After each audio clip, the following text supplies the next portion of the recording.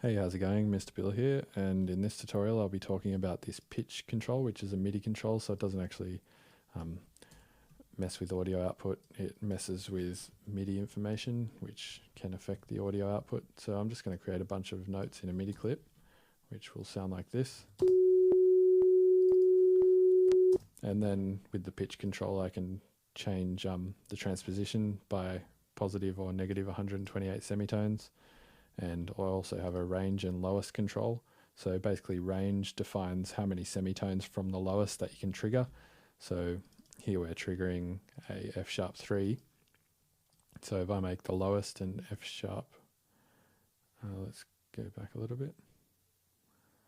So I'm going to make the lowest a G3 and that will no longer trigger. However, if I make it an F sharp 3, it will trigger. So notes below it are just ignored, and you can see every time we trigger it, that LED lights up.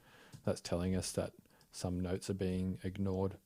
Then we have range, and basically that defines how many semitones that you can trigger. So lowest is defining the lowest that you can trigger, and range is defining how many from the lowest that you can trigger. So if we say that the lowest is F sharp 3 and we say that the range is 2, that's going to tell us that we can only trigger an F sharp 3, a G3, and whatever the one is after that, an A4, I believe.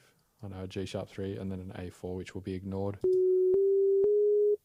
So we can see that that last note's ignored, and when it is ignored, you will be able to see this light up. So you can see the LED light up when notes are ignored, just so we know that they're ignored. So I'm just going to create a bunch of MIDI notes again and play them, and this pitch control will be able to transpose them up or down.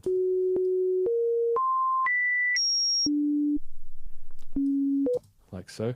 So yeah, that's basically what the pitch plugin does. If you have any questions about it, feel free to email me at mrbill@mrbillstunes.com. Cheers.